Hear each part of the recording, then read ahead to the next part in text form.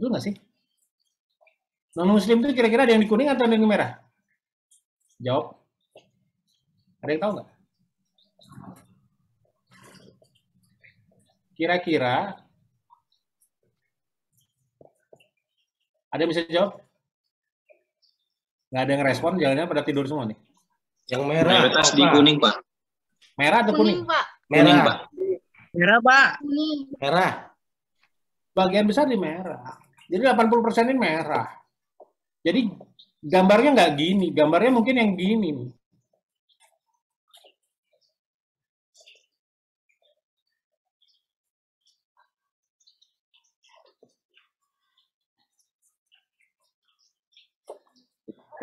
Terus yang kedua, yang hijau ini, yakin dia tetap di situ.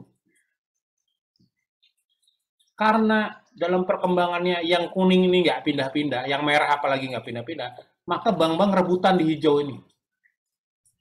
Bank-bank syariah ini cuma rebutan di hijau ini aja, maka di hijau ini sampai sekarang sekitar 6% ya, sampai 7%. Nggak nambah-nambah, rebutan aja di sini. Yang kuning juga nggak kejar, karena apa? Nggak bisa masuk kuning. Kenapa kuning nggak bisa? Kira-kira rasional katanya. Karena yang kuning ini sebenarnya nggak ada, menurut saya. Jadi sebenarnya cuma terbagi dua, hijau dan merah saja. Kuning ini nggak ada. Yang merah ini adalah seluruhnya rasional sebenarnya. Jadi nggak ada yang rasional masih pikir kiri atau pikir, nggak ada. Adanya cuma merah. Jadi sekarang maksud saya adalah nggak ada yang benar, yang kuning itu nggak ada. Adanya merah, dan merah itu adalah bukan merah yang anti sama sekali. Jadi walaupun yang non Muslim, justru mereka ini sangat rasional. Kalau di sini bunganya merah, bunganya murah, dia akan pindah. Kalau apa namanya pelayanannya bagus, dia akan pindah. Coba sekarang jujur, teman-teman yang kerja di perbankan syariah, pelayanan Anda bagus nggak? Siapa yang bekerja di bank syariah? Nggak apa-apa kan kita bicara akademis ya.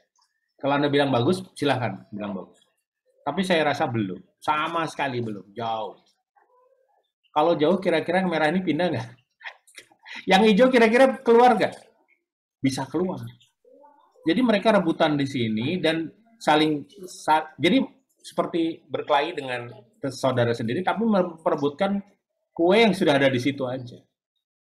Yang merah ini nggak berpindah ke yang ke hijau, yang kuning kan tadi saya bilang sebenarnya nggak ada. Ya kan? Kenapa kita nggak bisa tap yang merah? Karena kita nggak ngerti marketing.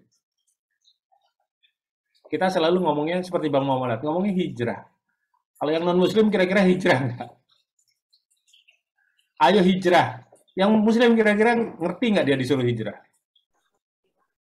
Enggak lah. Untuk apa? Nah, yang BSI yang barusan itu yang bagus. Dia bilang nilai-nilainya nilai-nilai Indonesia, dia nggak bilang nilai Islam loh. Tadi ya, nilai-nilai apa? Nilai-nilai Indonesia. Bukan nilai-nilai Islam.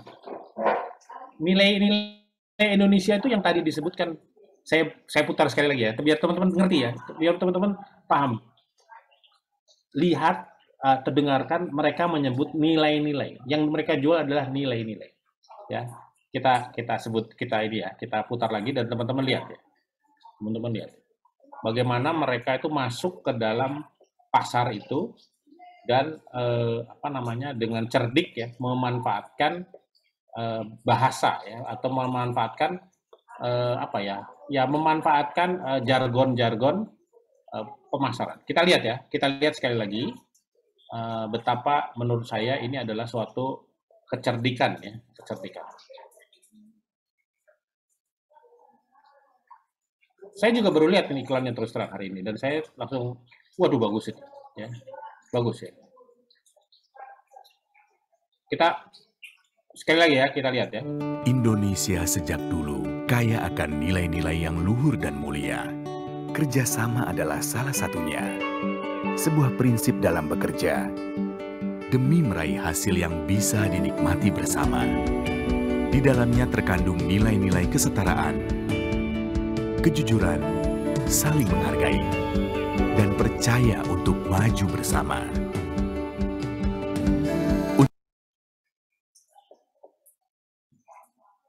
Untuk itulah, kami hadir membawa nilai-nilai yang sama. Sinergikan 3 bank syariah besar dan bertransformasi menjadi bank syariah yang inovatif, modern, dan memiliki visi global, bekerja sama dengan seluruh umat demi meraih berkah bagi seluruh alam semesta. Karena kami percaya, inilah nilai-nilai Indonesia demi memajukan ekonomi umat. Paham maksud saya?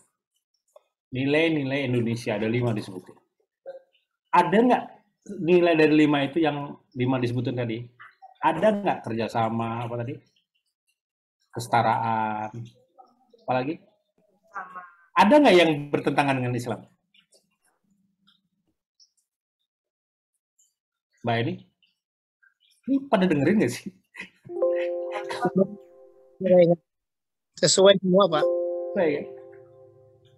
Terus belakangnya, bekerja sama dengan semua Umat.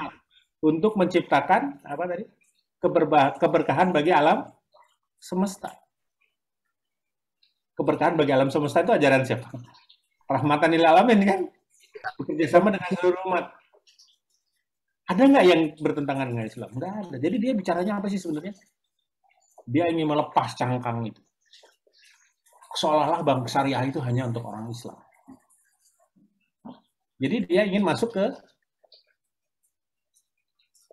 yang tadi, ke yang ini. Yang kayak ini, yang merah ini, dia ingin masuk ke sini. Karena nggak bisa ngomong terus di tempat yang hijau ini. Atau ngomong hijrah kayak Bang Muhammad, hijrah lagi. Bukannya salah, nggak, kurang tepat. Dia masih pakai merah, kuning, hijau. Seolah-olah masih ada yang kuning di sini. Kuning supaya bisa hijrah pindah. Nggak ada. Sampai sekarang tuh nggak ada yang mau hijrah. Nggak ada kejadiannya. Adalah 1, 2. Ya. Yang kuning ini justru tetap di bank konvensional terus. Jadi kita salah memandang ini. Kita hanya 2, hijau dan merah saja. Yang merah itu bukan berarti anti, tapi rasional. Atau hijau dengan kuning saja lah. Kalau merah kan ini salah ya. Hijau dengan kuning saja, ya jangan merah lah ya. Hijau dan kuning saja. Jadi semuanya cuma ada hijau dan kuning. Mana tadi? Cuma terbagi 2. Hijau dan kuning. Merah nggak ada. Yang kuning ini dimarketingkan ya, dibuat program marketing yang tadi. Nilai-nilai Indonesia, nilai kebersamaan, nilai kesetaraan. Apalagi kerjasama dengan seluruh umat. Ngomongnya dengan seluruh apa tadi? Umat ya. Untuk apa? Untuk ekonomi umat. Ngomongnya ekonomi umat lagi. Maksudnya ekonomi umat apa sih? Yang terakhir kan? Untuk mengembangkan ekonomi umat kan dibilang gitu. Ekonomi umat kira-kira ekonominya siapa?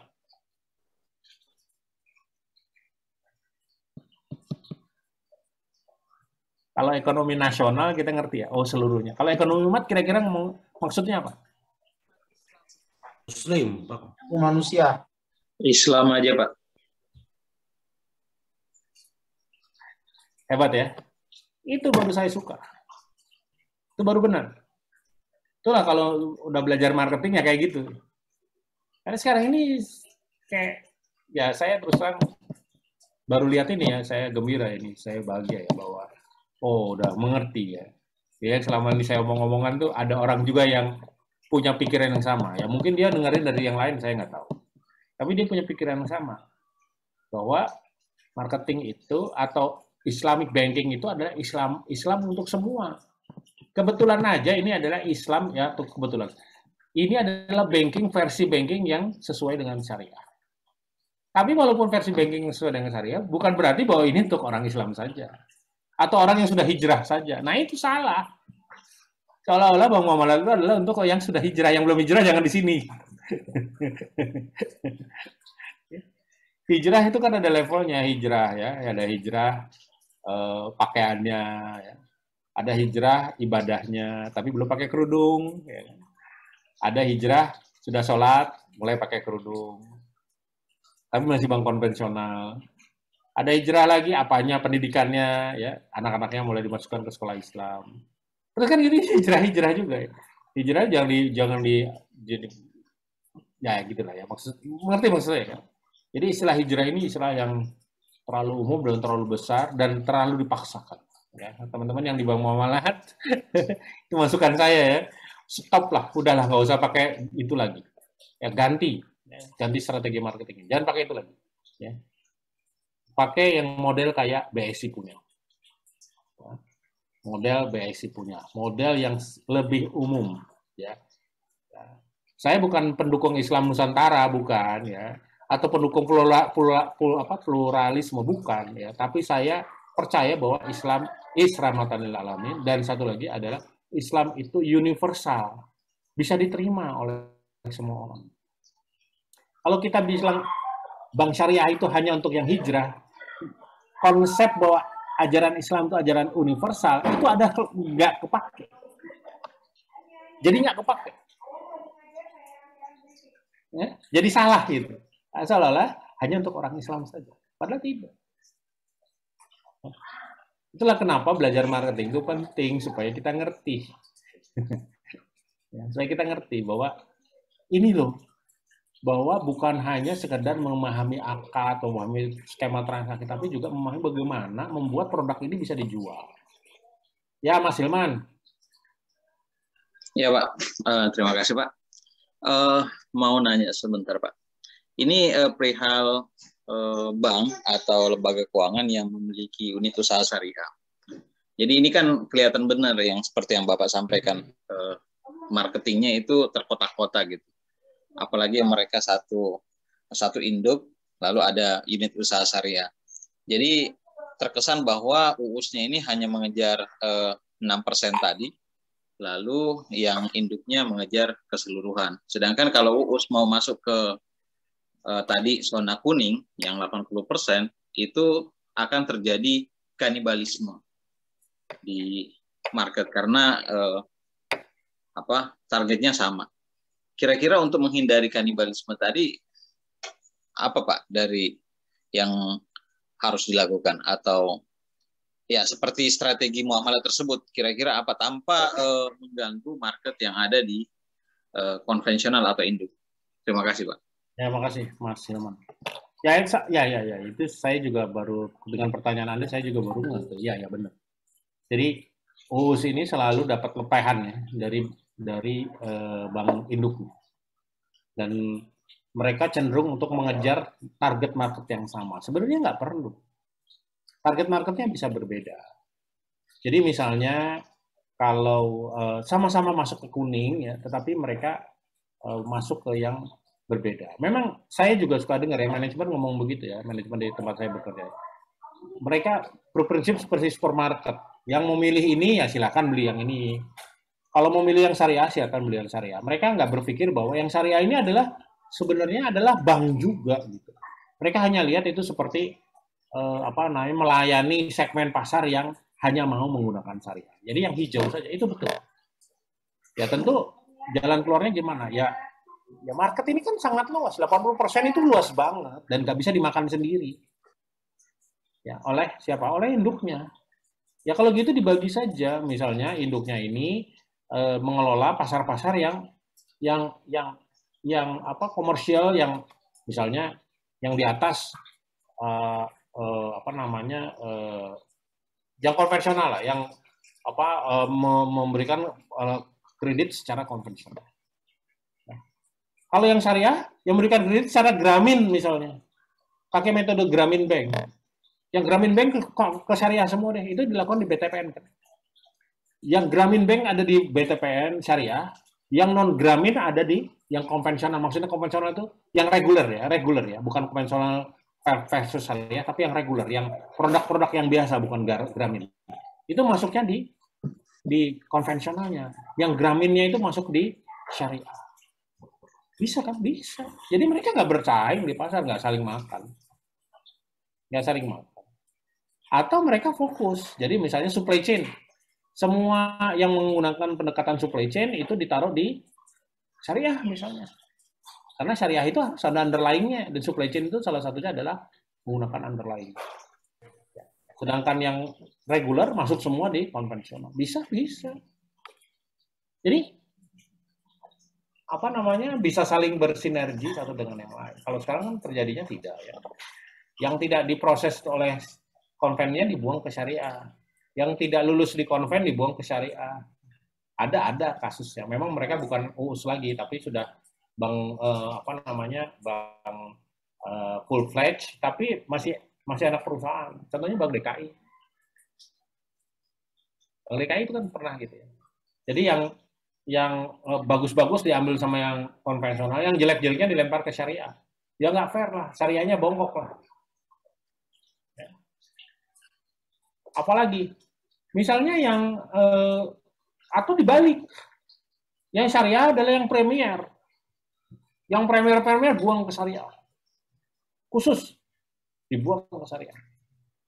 Bukan dibuang, ditaruh di syariah. Yang premier yang bagus-bagus, yang gede-gede. Kenapa? Karena mereka ini kan cenderung untuk lebih manja, lebih demanded. Dan saya kira teman-teman yang pakai kerudung-kerudung itu, customer service, bisa melayani dengan bagus. Misalnya taruh di situ, bisa juga. Jadi banyaklah strateginya menurut saya ya. Jadi bukan terus, yang syariah, yang hanya customer yang hanya mau itu saja. Di tempat saya juga gitu. Ada satu perusahaan besar ya, Samudra Indonesia, sebut aja lah namanya Samudra Indonesia, hanya untuk kepentingan di sini aja kan. Itu sudah tidak mau lagi pakai konvensional. Tapi dia maunya dengan bank saya gitu. Ya sudah, dia taruhnya di syariah. Tapi sebelum saya di sini, sebelum saya di bank yang sekarang saya bekerja di tempat yang lain, itu menggunakan konsep yang tadi saya cerita. Jadi dia buat produk khusus, tapi hanya dijual di syariah. Dan nggak mau yang konvensional juga harus ngambil produk itu kalau mau ngambil. Kalau dia butuh produk itu, dia harus ngambil yang syariah. Bisa, dan sangat bagus. Waktu itu dia buat untuk pembiayaan heavy equipment untuk pertambangan batu bara. Itu hanya ditaruh di syariah, di konvennya nggak ada. Supaya nggak bersaing. Bagus. Jadi, ya, kayak gitu. Bisa juga. Jadi banyaklah cara untuk membuat supaya, kalau diurus ya, supaya keduanya tidak saling imbal. Kita lanjutin dulu ya teman-teman. Tadi kita belum masuk ke materinya. Oke. Nah, janji saya hari ini kita cepat ya, jam 3:30 kita selesaikan. Oke. Islamic Principle of Marketing. Ya. Nah, apa itu? Kita lihat dulu manifestasinya ya. Kita lihat dulu praktek pelaksanaan. Apa sih yang disebut Islamic Marketing? Pemahaman kita mengenai Islamic Marketing itu apa? Makanya tadi saya ini kan ya, saya kasih contoh-contoh ya. Apa sih yang kita pahami dari Islamic Marketing? Ya. Nah, kita selalu memahami bahwa yang namanya Islamic Marketing itu kalau yang kita jual hanya produk-produk yang halal.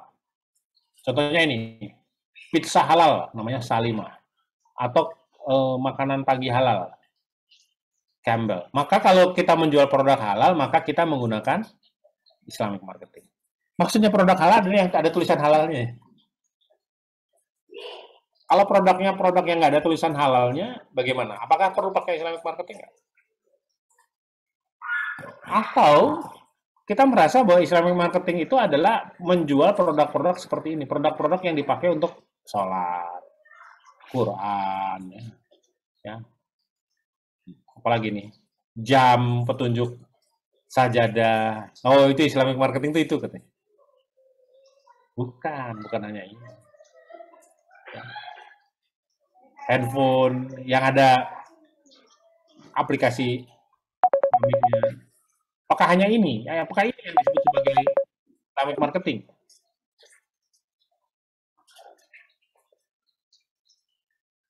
Atau kalau ada nama-nama Arab,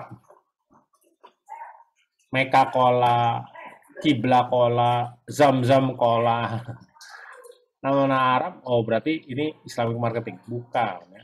Atau ini social marketing, Kurbanesia ya. Nah, ini kita sebenarnya adalah Islamic marketing itu ya itu, tapi bukan itu saja. All the above may be bits and pieces of the bigger picture which we will see shortly. Jadi semua itu, tapi itu hanya bagian yang kecil ya dari Islamic marketing. Jadi Islamic marketing itu adalah apa? Kita lihat. Nah, memang sekarang ada kecenderungan juga yang menyebut atau menaruh istilah syariah atau istilah Islamik itu di suatu produk tertentu atau kategori tertentu supaya lebih menarik. Contohnya adalah properti syariah. Emang properti syariah itu apa sih? Ada yang tahu nggak? Properti syariah itu apa?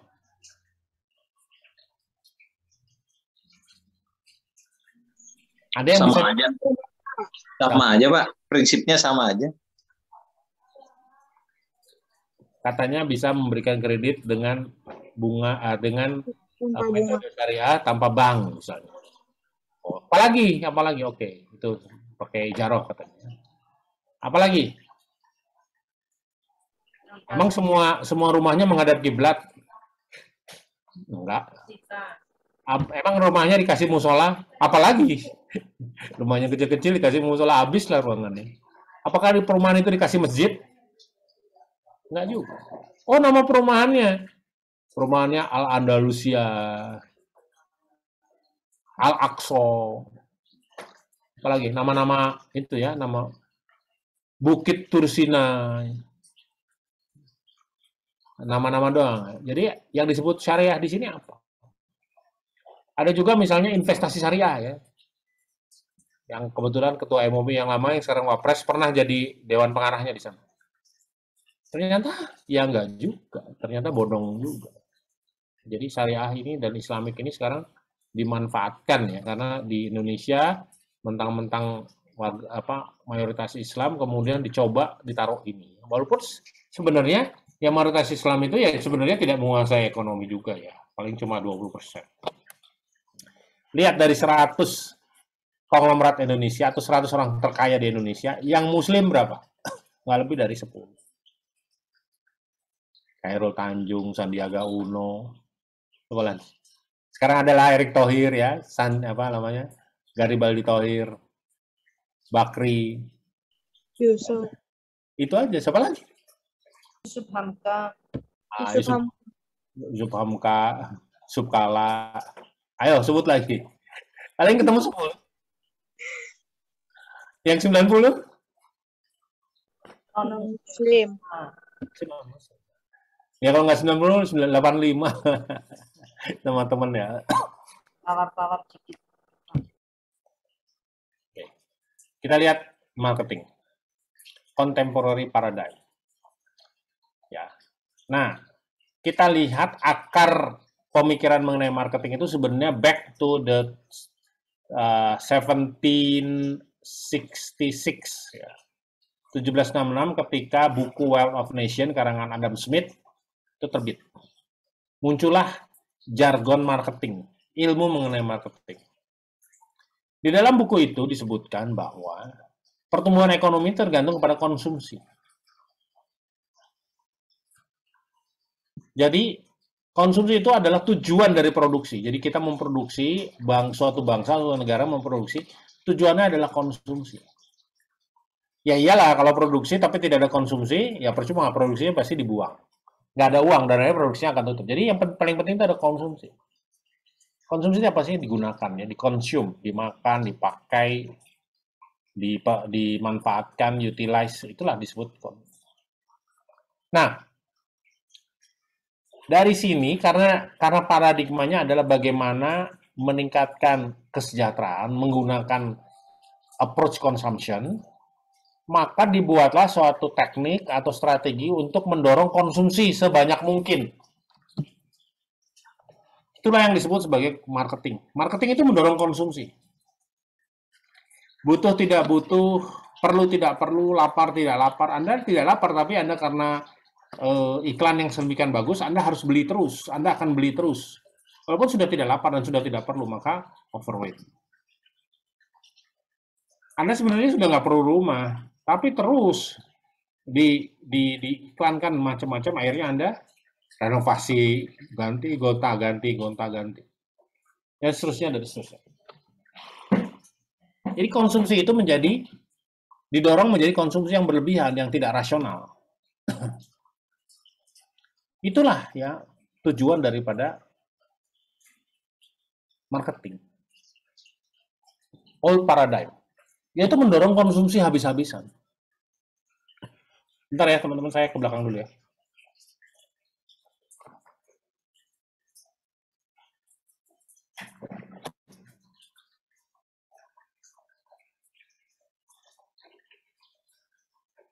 Adit.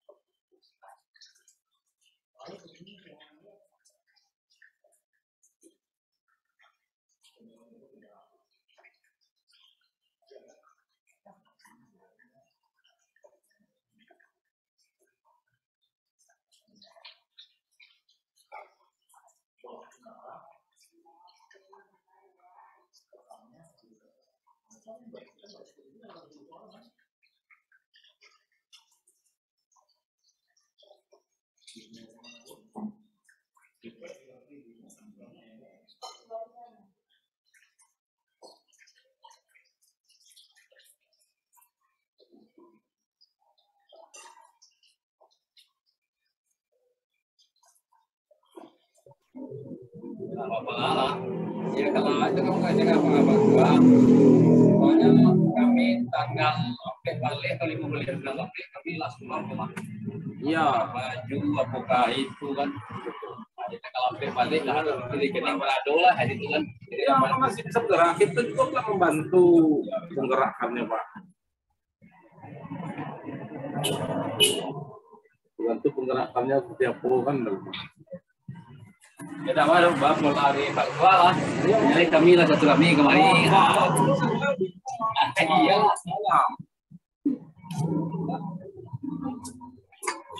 Bicarakan ke polsek kita urus lah kawasan masing-masing. Ya.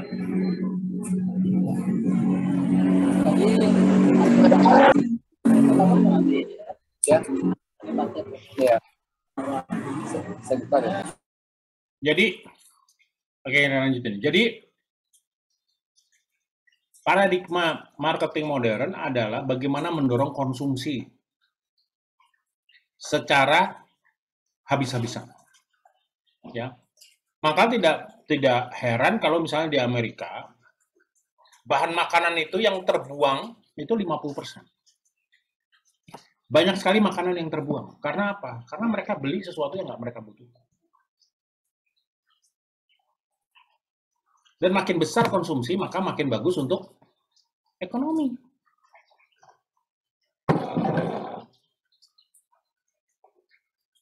Ya. Makin besar, makin banyak orang membeli barang, membeli jasa, maka makin baik untuk kamu. Maka definisi marketing menurut ilmu marketing modern adalah satisfying needs and want. Masalahnya adalah kita mendorong needs and want ini. Needs and want ini didorong, dipaksa, dimanipulasi, dirangsang supaya muncul. Sebenarnya kita nggak butuh. Ya, kalau di sini kan satisfying, seolah-olah apa namanya, pasif ya. Saya hanya satisfying. Tapi sebenarnya kita mendorong needs and wants ini.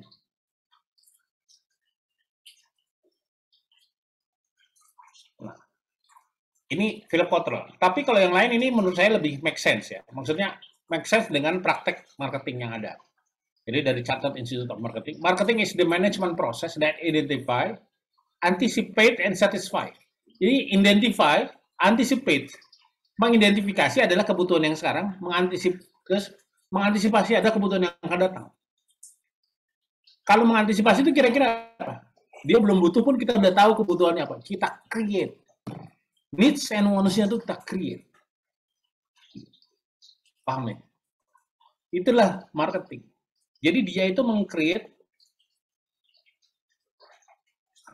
needs and wants. Cara yang create-nya gimana? Nanti branding dan advertising. Jadi dengan cara advertising itu kita meng-create yang tadinya kita sebenarnya nggak butuh menjadi butuh. Dengan gambaran yang bagus, dengan visual yang bagus. Mata ini problemnya. Karena mata ini mempengaruhi otak kita. Yang tadinya kita tidak butuh, gara-gara kita melihat, menjadi butuh. Ada indera yang lain, ada. Penciuman. Dari kadang kita nggak lapar, tapi kita mencium baunya, jadi lapar. Kita akhirnya beli. Tapi mata ini yang duluan. Telinga, yang tadinya kita nggak dengar, kita nggak butuh, tapi kita mendengar jadi butuh. Tapi bagaimanapun mata lebih bergerak. Ada indera peraba. Rasa. Ya. Indera yang paling peka ada mata. Mata ini yang banyak dipakai oleh marketing untuk memanipulasi needs and wants. Apa sih bedanya needs and wants? Kalau needs itu lebih kepada hal-hal yang basic. Kalau wants itu lebih kepada hal-hal yang lebih daripada basic. Maka wants ini yang sebenarnya lebih digali ya.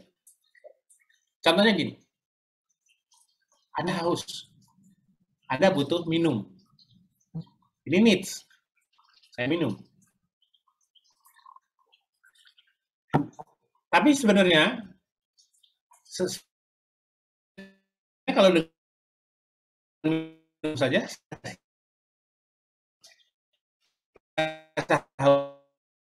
saya udah lapar. Tapi gara-gara want, air mineral merek Amigo atau air PDAM yang dimasak kan gak ada bedanya. Gunanya untuk kan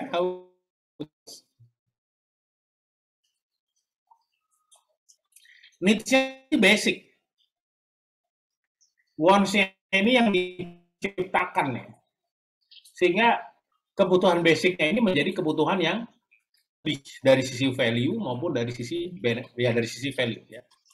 Tadi saya bilang needs juga bisa diciptakan, bisa. Needs yang tadinya kita nggak butuh jadi butuh. Misalnya HP. HP itu needs atau bukan sih? Tadinya kita nggak butuh. Tapi jadi needs sekarang HP. Nanti wants-nya adalah HP iPhone 13 Plus. Itu wants. Jadi HP itu bisa, dulu kita nggak butuh. Apalagi sepeda motor, kita nggak butuh. Tapi sekarang jadi needs. Bukan wants. Wants-nya adalah ya sepeda motor Piaggio Vespa sportif apa gitu ya, FX gitu, yang harganya 50 juta. Itu wants, basicnya motor. Jadi needs itu bisa diciptakan juga ya. Tadinya siapa yang butuh HP ya paling ya gitu aja ya, udahlah telepon udah cukup, telepon engkol yang apa namanya manual. Tapi karena diiklankan terus menerus kemudian jadi needs. Kemudian berkembang menjadi want. Tadi ya definisi yang tadi to identify then and to anticipate, berarti ada kebutuhan dan keinginan yang terjadi di akhir. Jadi paradigmanya itu adalah seperti ini. Seller, penjual, itu intentionnya adalah profit maximization. Caranya gimana? Caranya adalah supaya buyer itu mensatisfy. Jadi need satisfaction. Jadi buyer itu membeli sebesar-besarnya. Caranya gimana? Dengan cara memanipulasi needs ini.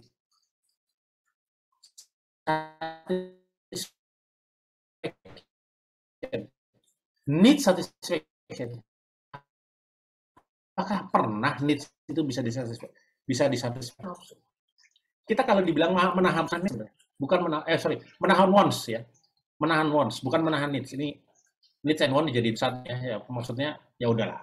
Itu kan keinginan atau kebutuhan itu ya udah menggunakan definisi yang diperluas ya. Keinginan itu tidak pernah terbatas. Tapi jadi kalau satisfying needs itu nggak akan pernah terbatas.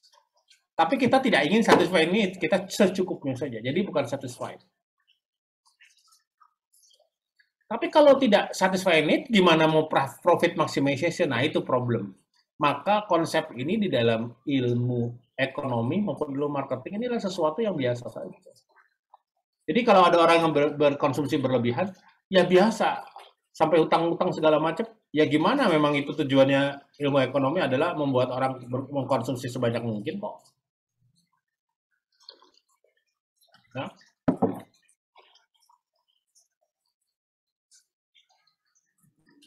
To satisfy need for profit.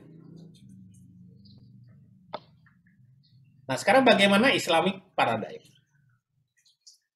Marketing Islamic paradigm. Kalau non-Islamic, konvensional, contemporary, itu adalah need satisfaction untuk apa tadi? Untuk profit maximization. Nah, kalau Islamic model, niatnya itu bukan profit maximization, tapi niatnya itu adalah Allah servitude. Servitude itu apa? Ibadah untuk Allah. Maka dengan niat ibadah Allah itu, Allah bounties. Bounties ini apa? Ridho Allah. Karena dia itu dalam rangka ibadah untuk mencari ridho Allah, maka profitnya diserahkan di bawah ridho Allah. Dapat profit banyak, alhamdulillah. Profit sedikit ya biasa-biasa. Yang penting saya mendapat ridho Allah. Profitnya itu bukan hal yang utama. Maka di dalam marketing Islam itu sebenarnya bukan untuk mencari profit. Tujuannya bukan untuk memanipulasi needs, tapi justru memiliki nilai yang berbeda. Maka di dalam Islamic marketing itu lebih kepada pendidikan, mendidik orang supaya needs-nya itu dipenuhi, tapi tidak dengan katakanlah mengejar nafsu, menghambur-hamburkan uang, tidak. Tapi dengan cara yang bijaksana. Maka sisi buyer pun sama, niatnya adalah Allah servitude untuk mendapatkan Allah bounties dan need satisfaction. Tapi need satisfaction-nya itu tidak dibatasi lah dengan dasar untuk mencari ridho Allah. Bedanya di situ. Jadi bedanya adalah ada bahwa baik sebagai seller maupun sebagai buyer itu niatnya adalah untuk mencari, untuk beribadah, untuk mendapatkan ridha Allah. Itulah yang disebut marketing Islamic model. Maka nanti di dalam pelaksanaannya juga berbeda. Iklan-iklannya seperti tadi. Iklan-iklannya tidak menunjukkan bagaimana beli mobil, beli rumah. Nggak gitu ya iklannya. Ya.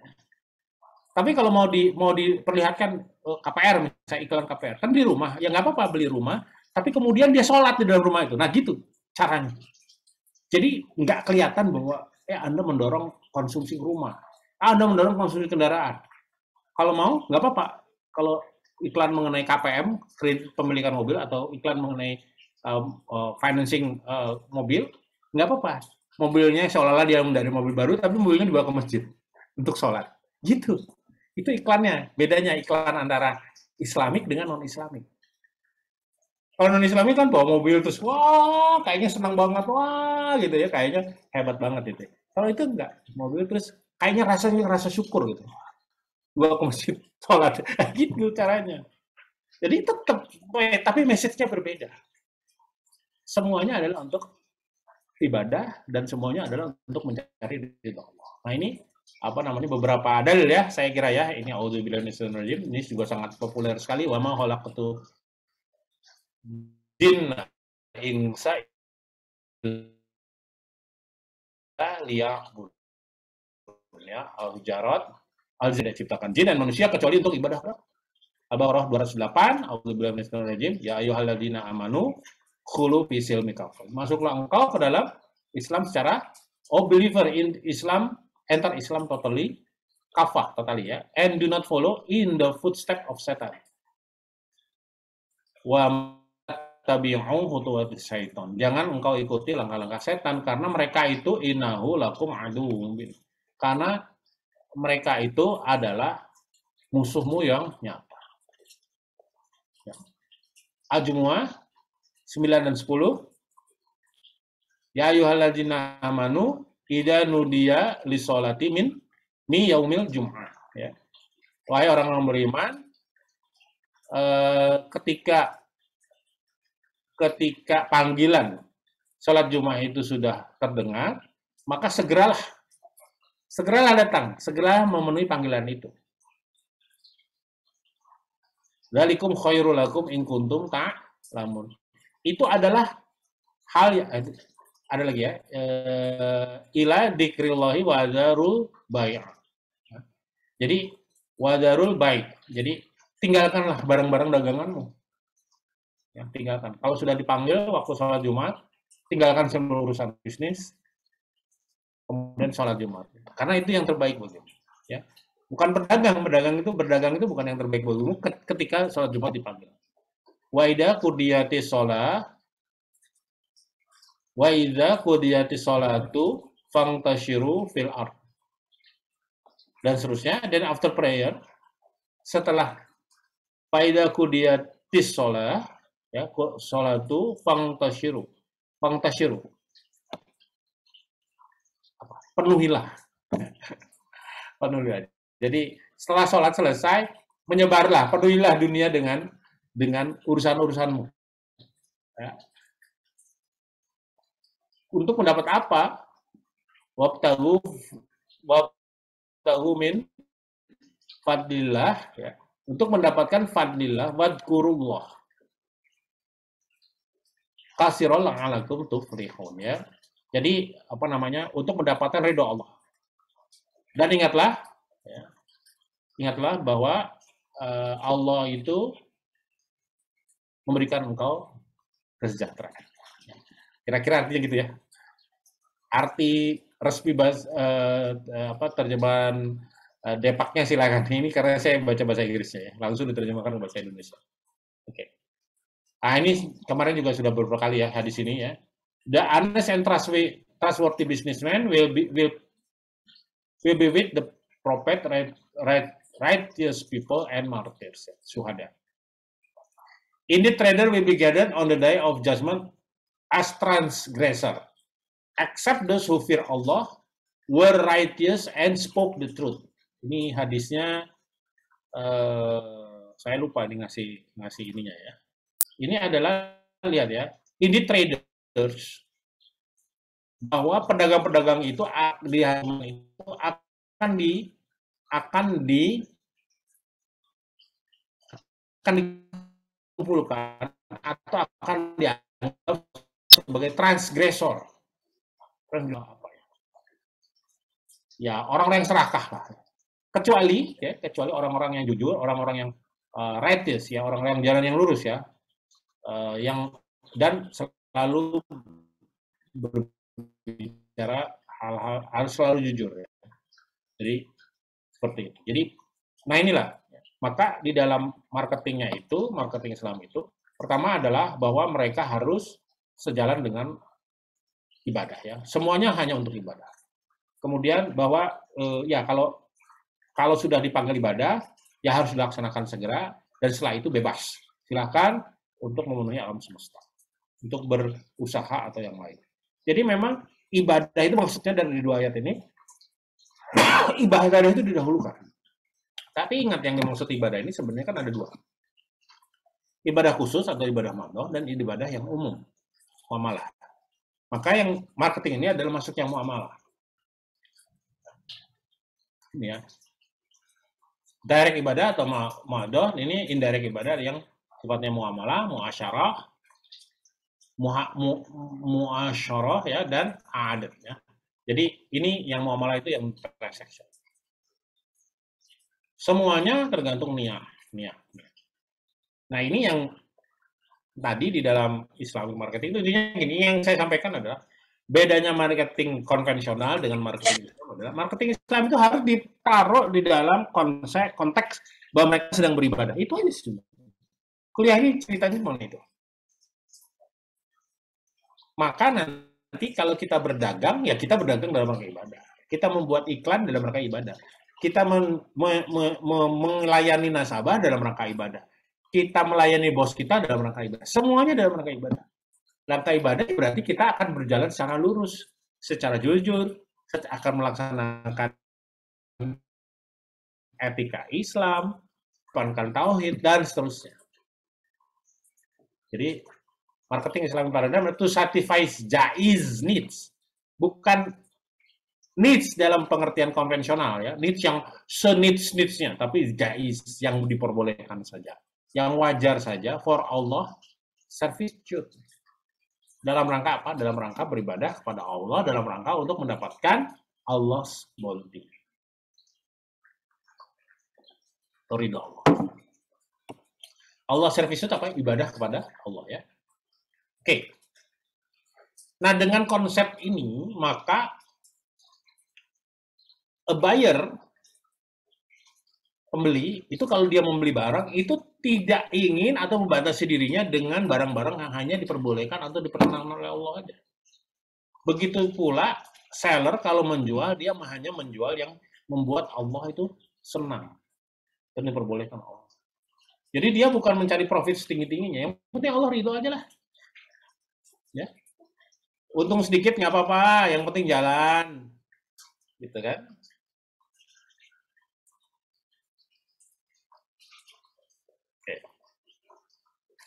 Gimana pengaruhnya terhadap marketing mix? Kita lihat ya, marketing mix adalah strategi marketing ya di level pelaksana. Biasanya 4 ya, marketing mix itu ada 4, product, place, promotion, and price. Nah, sekarang kita perluas ya. Bukan 4P tapi 9P. Produk. Marketing jadi dalam konteks marketing, maka produknya itu adalah produk yang halal. Itu dulu. Yang kedua, kalau halal itu apa aja? Bukan hanya karena dia dipotongnya dengan nama Allah, ya, tidak mengandung babi, tidak ada darah, tidak ada bangkai, bukan dia itu. Tapi juga kalau produk itu adalah bahwa dia tidak menimbulkan kerusakan atau tidak rusak atau mengalami kerusakan, tidak rusak atau merusak. Seperti menjual alkohol. Menjual rokok gimana? Sama. Menurut saya sama, karena itu merusak. Yang barang yang dijual harus jelas, harus ada.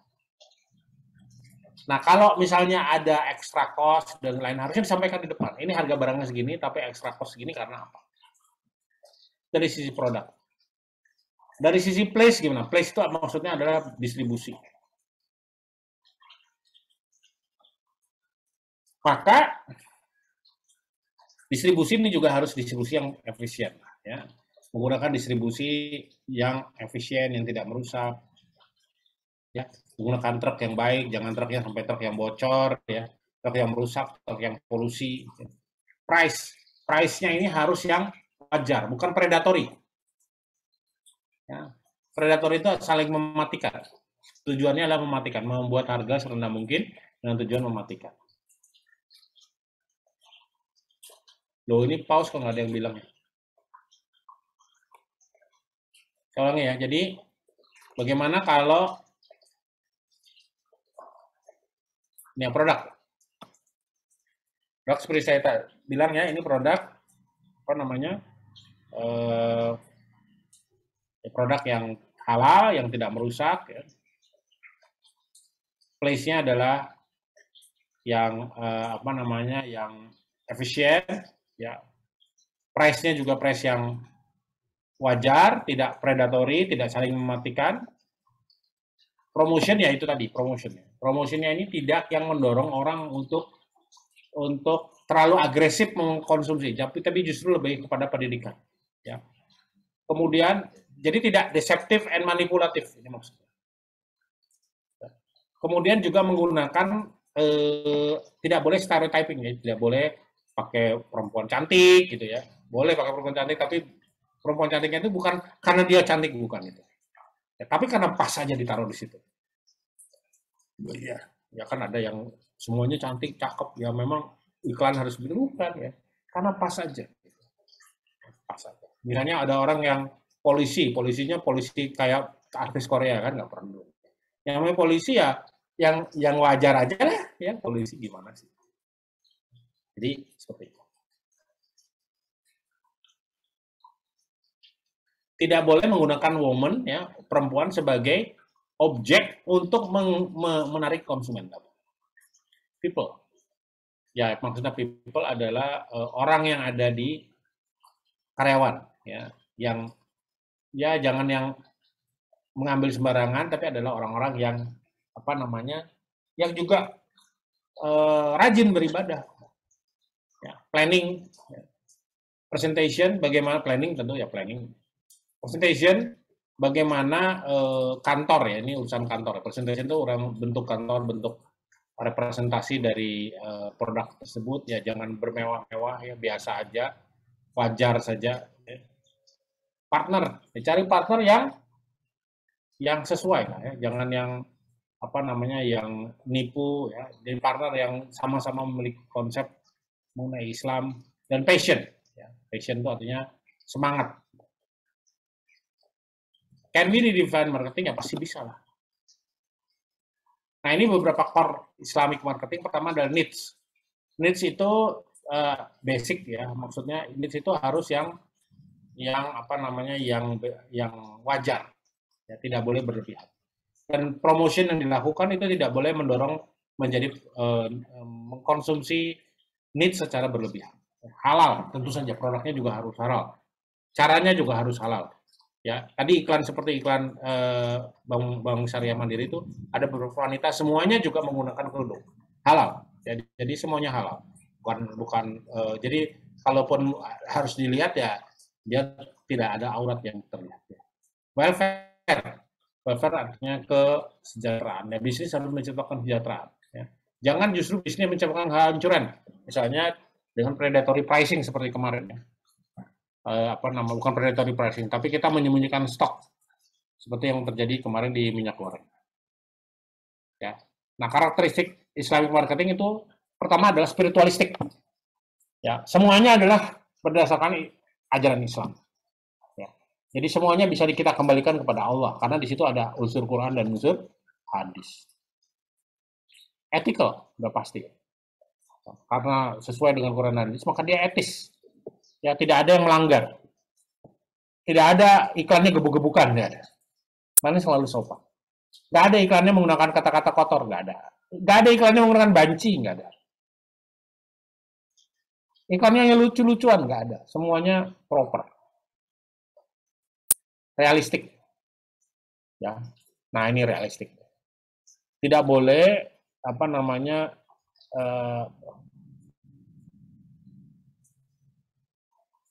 tidak, ini kalau di sini ini saya agak kurang setuju, ini tulisannya Sula dan Kertajaya.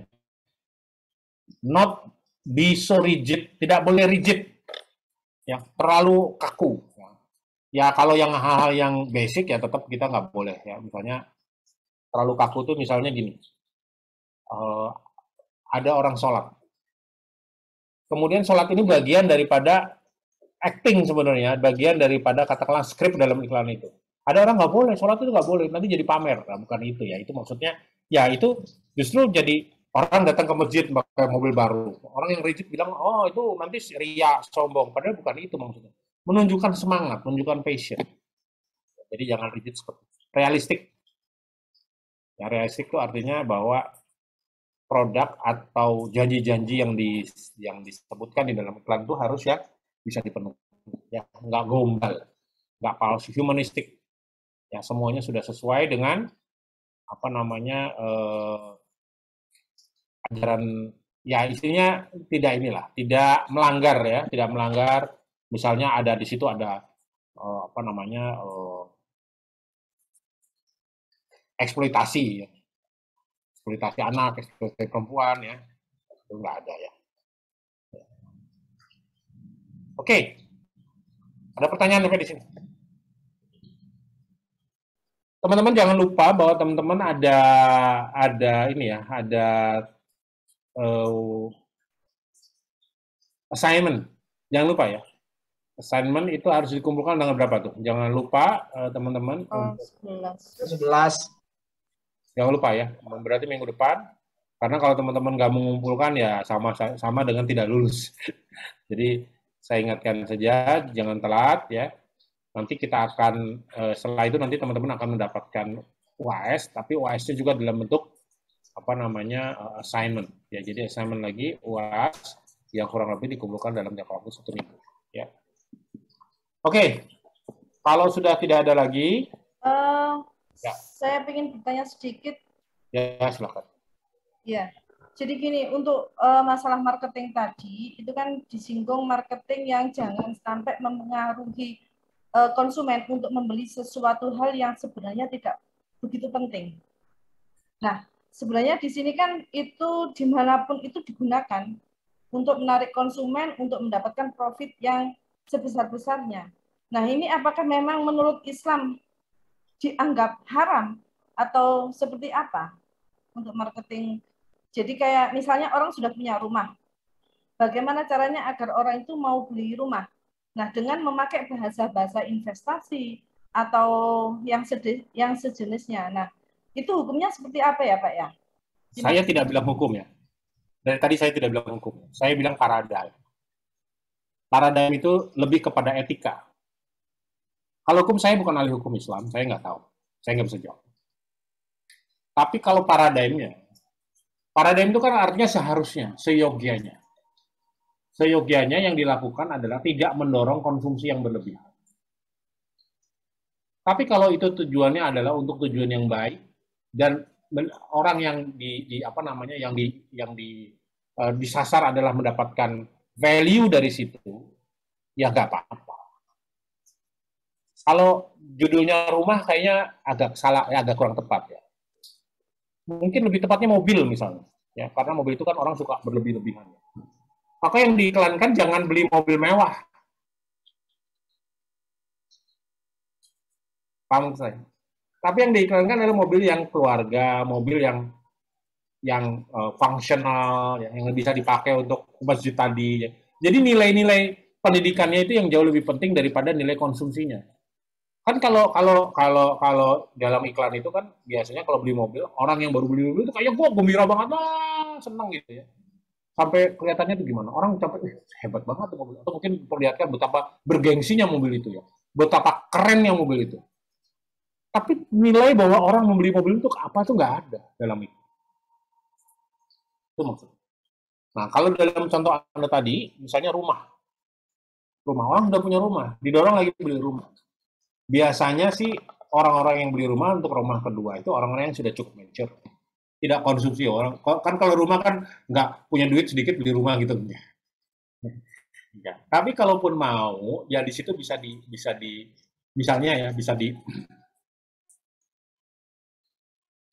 dibuat iklan misalnya bahwa rumah yang kedua itu dipakai untuk apa gitu misalnya, dipakai untuk usaha. Jadi lebih kepada itu, bagaimana supaya iklan itu memberikan value, benefit, pendidikan, pencerahan, bukan hanya sekedar mendorong konsumsi.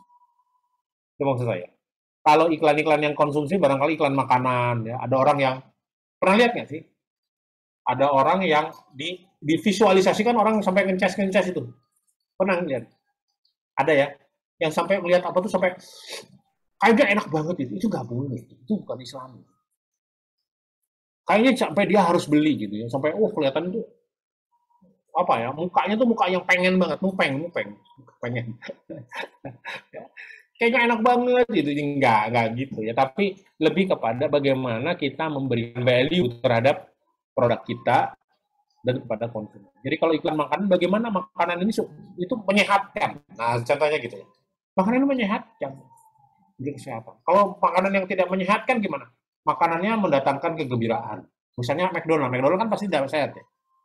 Tapi gimana supaya orang datang ke McDonald? Misalnya dibuat visualisasi ulang tahun di McDonald, tapi yang diundang anak yatim misalnya. Kayak gitu. Value. Ya, jadi bukan lagi sekedar kayaknya enak sampai ngencas gitu, kayak enak banget ya kan kalau makan ayam itu sampai visualnya tuh kayak yang visual yang wah gitu banget. Itu jangan, itu bukan Islam. Ya orang tuh beli karena kayaknya enak banget. Padahal dia udah nggak butuh-butuh banget gitu ya. Tapi coba visualnya visual yang ada anak kecil ya kalau itu ya, atau anak yang mengundang saudara-saudaranya, teman-teman yang berkesan, anak yatim, sama-sama makan, terus mengucapkan selamat, dipeluk gitu ya. Selamat ya ulang tahun, terima kasih udah diundang ke McDonald. Kami jarang makan di sini. Kan misalnya begitu. Kan kesannya keren banget tuh orang. Jadi nanti orang yang datang ke McDonald ngundang yatim. Kalau ngundang yatim itu ke McDonald. Kan jadi gitu. Ada value-nya. Ya, jadi bukan hanya sekedar makan enak, apa yang sampai makan tuh sampai keringetan keluar gitu ya, keringetan, wah kayaknya enak banget. Jangan begitu. Ya, jadi visual-visual yang menunjukkan bahwa ayo konsumsi terus itu jangan. Itulah, tapi itu paradigm ya, bukan hukum. Ini bukan hukum Islam yang saya sampaikan di sini. Saya bukan ahli hukum Islam.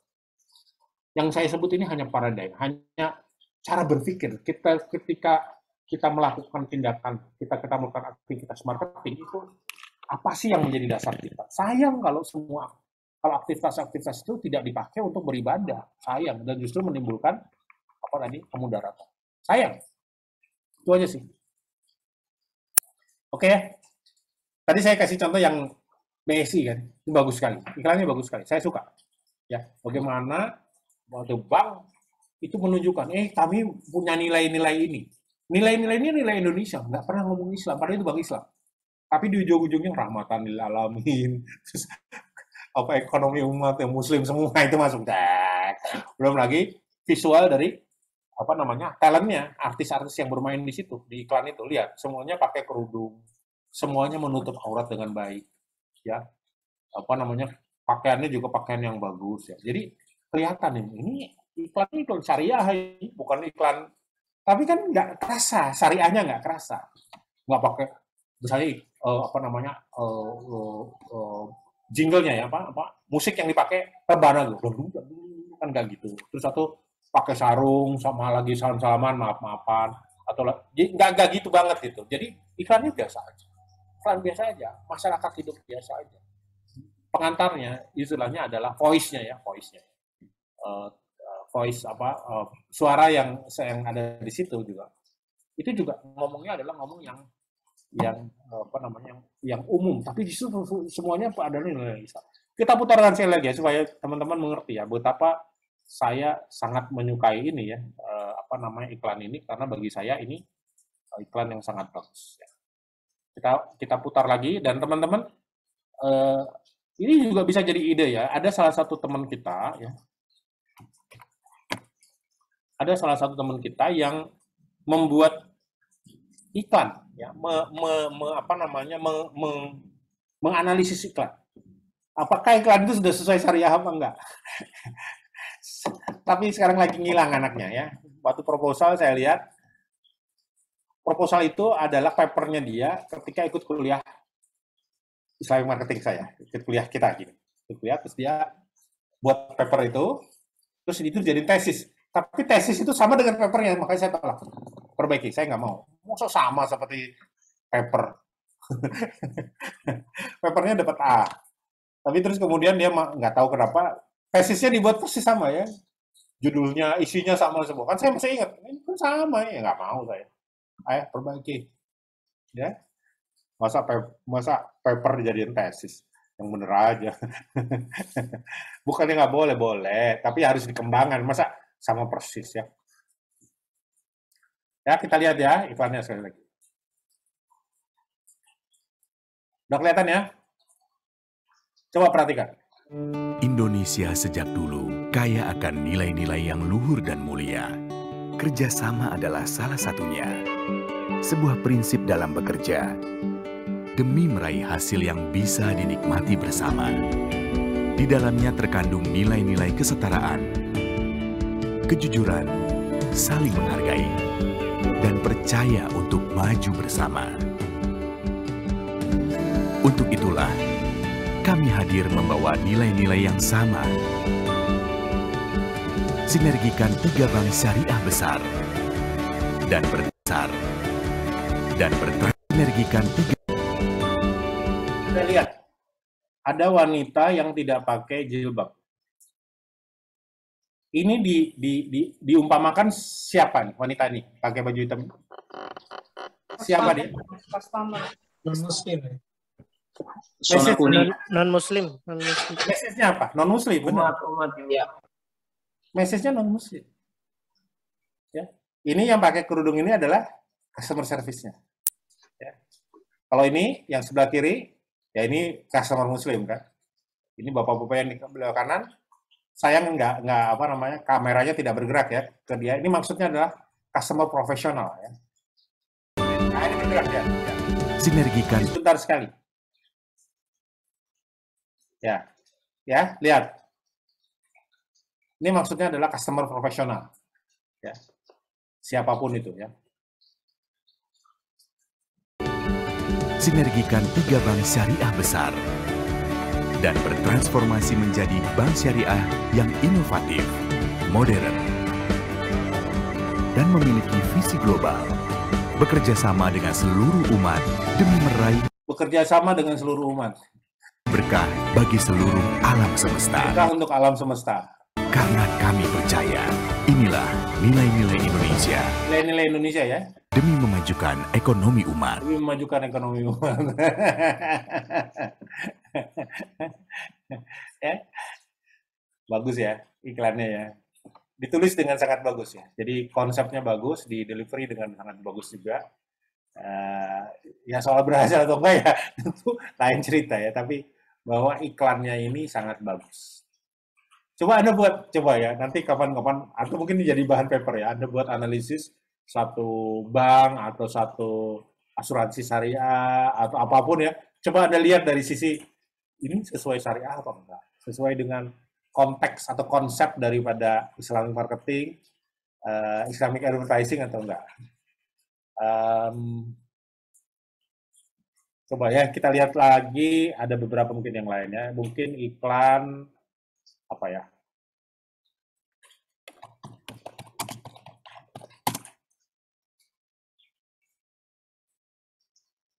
Kita lihat ya, ini ada iklan asuransi syariah ya, kita lihat ya. If you want to look sexier than ever before and shrink a good portion of Belum kelihatan, Pak. ya sudah, masih iklan. Oke, kita lihat. Ya, kita bandingkan ya. Saya ini belum lihat, benar. Saya belum lihat sama sekali, baru kali ini. Ini iklan prudensial asuransi jiwa syariah. Tujuanku bekerja keras adalah untuk buah hatiku. Bertambahnya usia mengingatkan kembali pentingnya untuk mempersiapkan masa depan keluargaku. Aku harus berusaha agar masa depannya terjamin saat aku tiada nanti. Tapi apakah kerja kerasku ini cukup?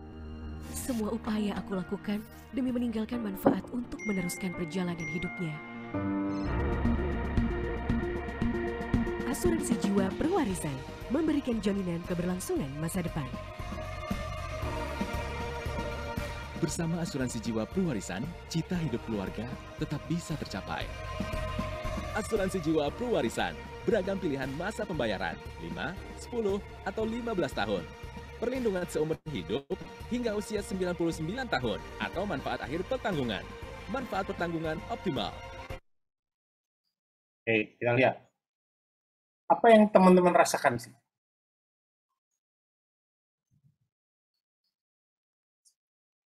Perwarisan. Apa yang teman-teman rasakan baru lihat iklan itu?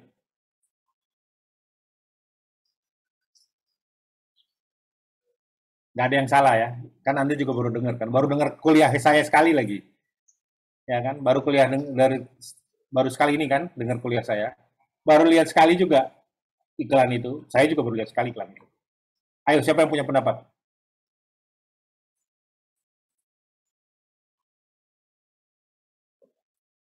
Ada? Kepingin memberikan jaminan kepada anaknya ketika orang tuanya sudah tidak ada. Jadi orang yang khawatir. Orang tua yang khawatir nanti kalau gua mati anak gua dapat apa? Apa yang terbayang di Anda? Di kepala Anda yang terbayang apa? Menjual apa sih sebenarnya? Menjual apa sih? Jual masa depan. Resiko masa depan. Menjual kekhawatiran. Yang dijual kekhawatiran. Kita khawatir akhirnya kita beli. Betul nggak sih? Benar, Coba Pak. komunikasinya lebih bagus gitu.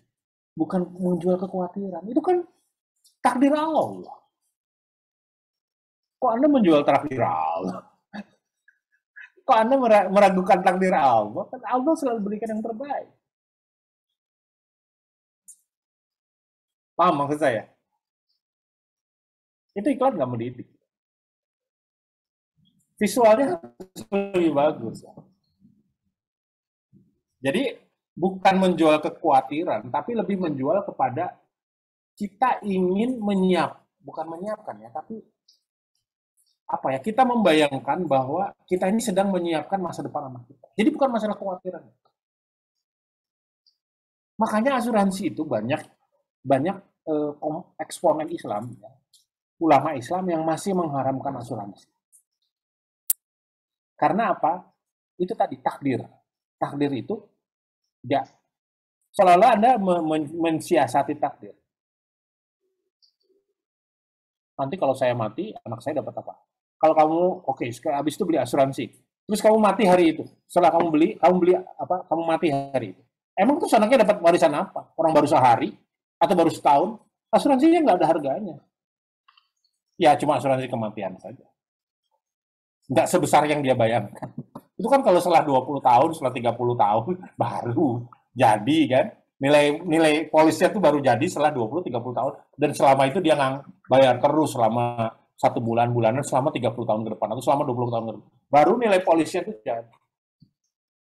Kalau belum sampai ke sana kan nggak jadi nilai polisnya. Hanya sebesar nilai asuransi kematian dia aja.